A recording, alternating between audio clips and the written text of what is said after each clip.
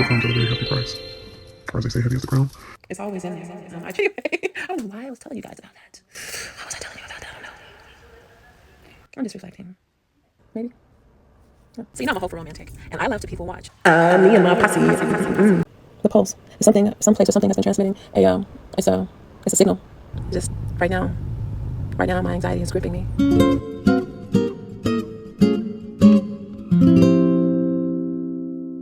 So the other day I ran into my cousin, one of my cousins that I haven't seen in a long time. I don't know, it's like what I want to say to her, for her to know, like hands down, is you can't let them get you, cousin.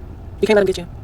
When people inflict an injury on you, and how can you work for an agency for almost 5 years and not know that you have a union?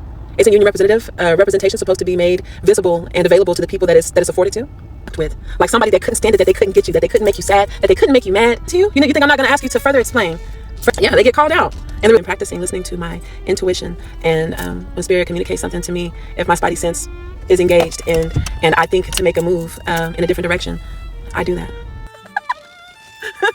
What's up? I just wanted to reiterate that a bully is a defeated coward. They have succumbed most of the times to the very treatment that resulted in them becoming bullies, because the truth comes out inevitably. Even if it's long after you've passed away, there is no covering it up. You don't have a brotherhood big enough, old enough.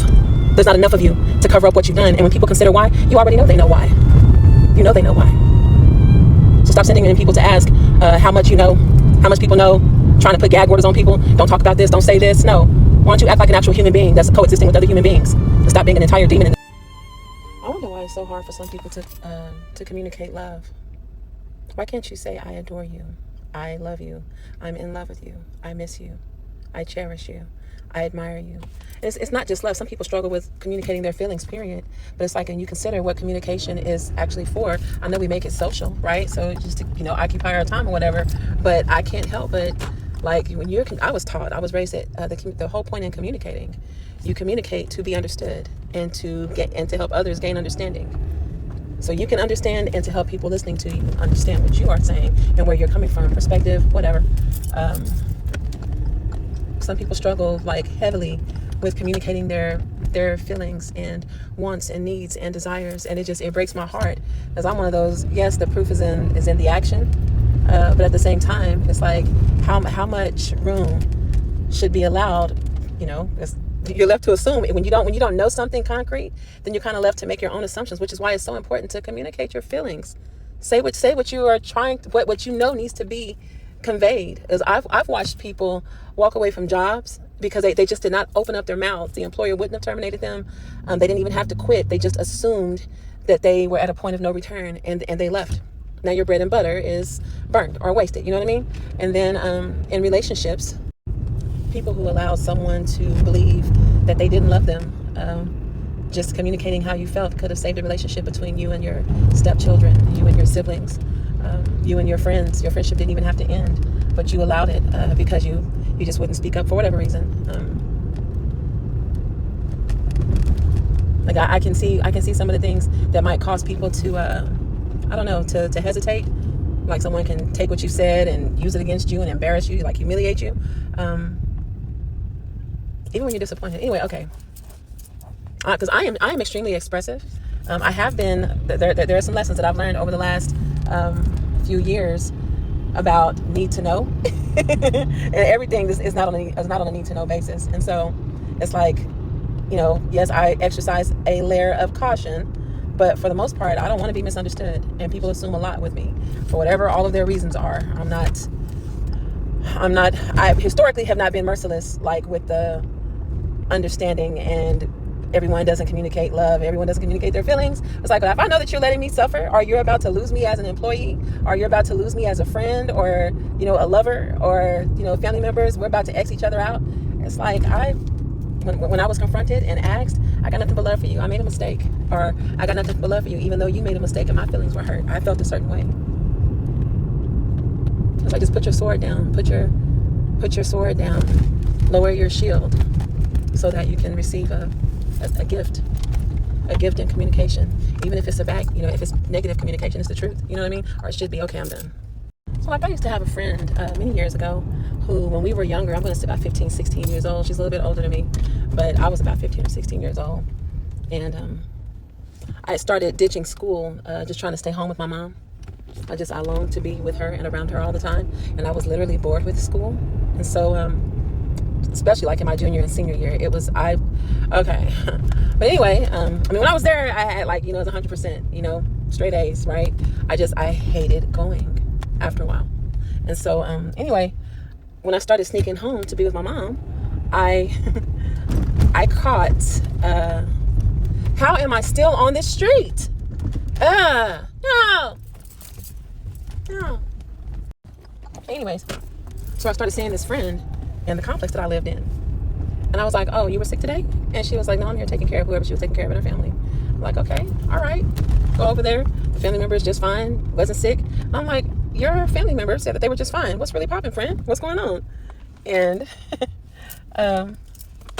she eventually came out and admitted that she was, she experienced everything she experienced and was kicking it with some of the older gentlemen that lived in our complex. Anyway, so those fellas saw me and invited me to come over and just chill. And I was just like, well, my mom already knows I'm out of school, so I totally could do that. And but something was like telling me just to check with my friend, because she knows these people better than I know them. She's always hanging out with them. They go places together and stuff. Even though they're a little bit older, but she had social privileges that I didn't have. I was not allowed to do a whole lot. I also I didn't care. I didn't want to do anything. Anyway, whoever I was dating, I would get permission to go and see that one person, and that's it. So anyway, and I told her, and she told me not to go over there without her, because these, it should be fine, but just to wait for her. And I went over there without her anyway. And the guys were gentlemen. They treated me like a kid, because I was significantly younger than them by more than 3 or 4 years, which is a lot when you're in, you're in junior high or high school, and there's someone 3 or 4 years older than you.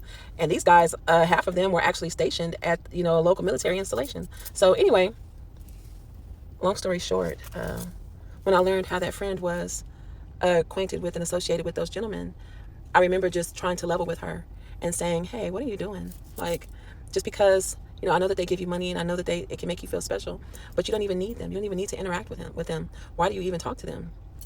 They're guys. Like, we can hang out. When we got to school, we can hang out together. You don't have to be with these guys. And she was like, girl, you can't do nothing. Your mom don't let you go nowhere. She don't let you, hardly even get to have company. So I was like, yeah, but when I do, we have a really good time. So if you tell me, my mama likes you. So if you just tell me when you want to, hang out, then I'll make sure that I'm available and we can do whatever.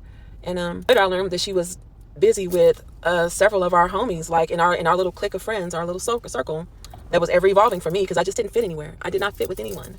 And I'm like, you are having happy time with this homegirl's father, with this homegirl's brother, with this homegirl's current boyfriend. He's cheating on this girl with you. Like, what are you doing better than that? We have some of the exact same scars, and you're just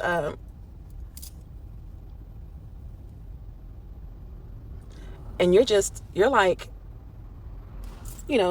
spreading yourself thin for no reason. I could never ever allow people that I don't even know you to touch me. Don't you put your lips on me? Don't you kiss me? That was never.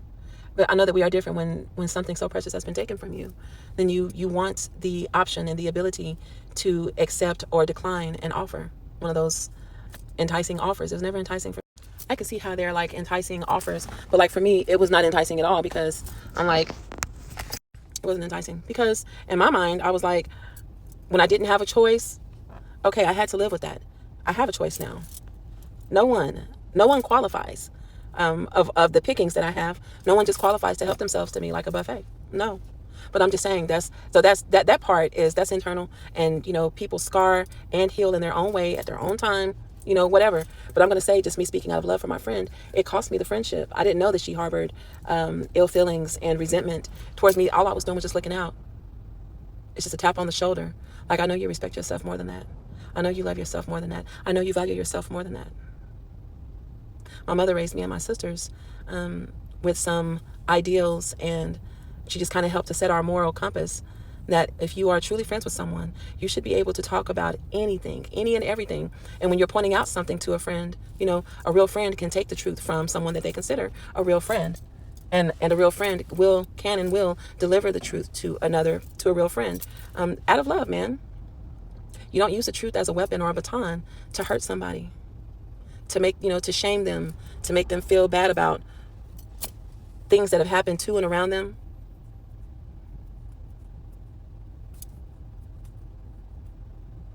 I didn't listen to that fully and apply that the right way, because I had some so-called friends that used to just say and do, like they were truly mean boys and mean girls. The kind of joke that's like right in your face. And like you have thicker skin with your friends because you know your friends love you and they're just saying something, they're playing and they're just saying something to play with. And I get that. Just type your name in the comment and let me sing your name. Tanika, Isha, Linda, Yvonne, Riri. Baby, let me sing your name. Victoria, Amy, yeah. Ooh, yeah. Jenny, yeah. Tanika, yeah.